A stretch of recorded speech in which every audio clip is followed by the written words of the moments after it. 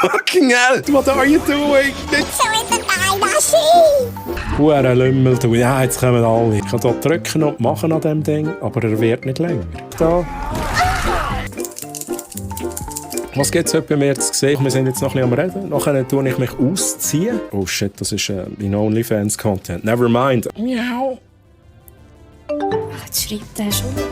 Ich habe gesagt, wie kann man da Leute blockieren, nicht mehr müssen? Wer schafft es zuerst ins Loch hinein?